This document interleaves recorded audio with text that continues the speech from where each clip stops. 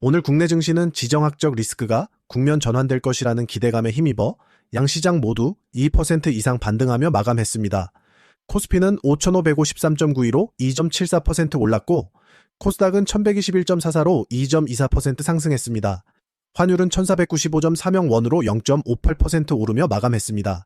장 초반 코스피는 트럼프 대통령의 이란 관련 메시지에 영향받아 4.3% 급등하며 5,600선을 넘어서기도 했습니다. 하지만 보도 혼선에 따른 경계감이 유입되며 상승폭을 일부 반납했습니다. 수급 측면에서는 기관과 금융투자가 양시장에서 순매수를 기록하며 지수를 견인한 반면 외국인은 코스피 시장에서 매도 우위를 지속하며 탄력을 제약했습니다. 시장 핵심 이슈를 살펴보면 트럼프 대통령이 이란과의 대화 진행을 언급하고 에너지 시설 공격 시한을 5일 연기한다고 발표하면서 시장 내에 안도감이 형성됐습니다. 다만 이란 측의 협상 부인과 보복 공격 가능성 보도, 쿠웨이트 정전 등 물리적 충돌 뉴스에 따라 장중 등락이 반복되는 모습을 보였습니다. 기술적으로는 양시장 모두 20일 이동평균선 돌파에 실패하며 저항을 확인했고 아시아 증시 전반의 제한적인 반등세가 단기 경계 요인으로 작용했습니다. 오늘 시장의 정답지는 파이버 프로였습니다. 광통신 섹터의 강세 흐름 속에서 신고가 경신을 앞두고 평소 대비 높은 거래대금이 유입됐습니다.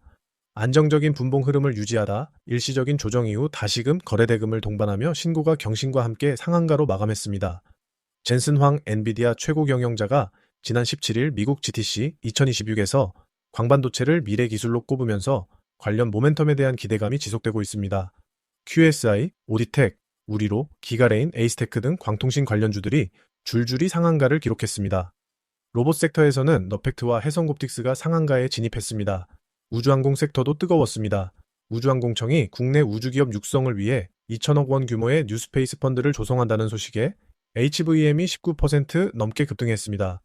세아베 스틸 지주와 세트레가이도 10% 이상 상승하며 지수 상승을 뒷받침했습니다.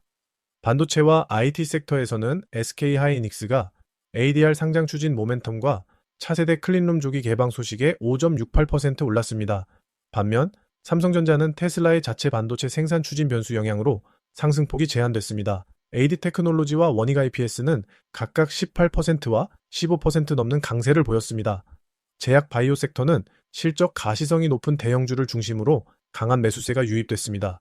부강약품은 사상 최대 실적 달성의 52주 신고가를 경신하며 17%대 급등했고 알터제는 ADC 피하 주사 제형의 투약 결과를 6월에 공개한다는 소식에 7% 넘게 올랐습니다. 셀트리온은 1조 2천억 원 규모의 생산시설 증설과 1조 7천억 원 규모의 자사주 소각 결의로 주주가치 재개에 나섰습니다.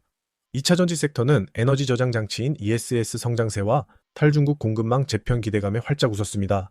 LNF와 에코프로머티, LG에너지솔루션이 모두 10% 이상의 급등세를 기록하며 낙폭 과대에 따른 저가 매수세를 확인했습니다.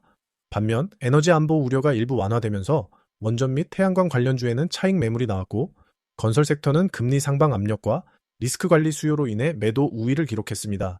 원달러 환율은 여고의 하락분을 반영하며 1490.9원에 출발했으나 장중 불안 심리가 재확산되며 1500원 선 부근에서 등락을 지속했습니다. 국제유가와 시장금리 역시 대화 시사와 보복 우려가 교차하며 장중 변동성을 확대했습니다. 종합적으로 오늘 증시는 지정학적 리스크의 해소 기대감과 불확실성이 공존하며 높은 변동성을 보인 끝에 기관 매수세에 힘입어 반등 마감했습니다.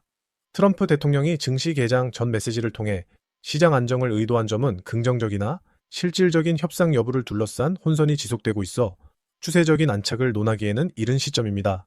당분간 뉴스 흐름에 따른 널뛰기 장세가 불가피하므로 기술적 저항 구간에서는 공격적인 대응을 지향하고 기관 수급이 유입되는 실적 가시성 높은 종목 중심의 선별적 접근이 필요합니다.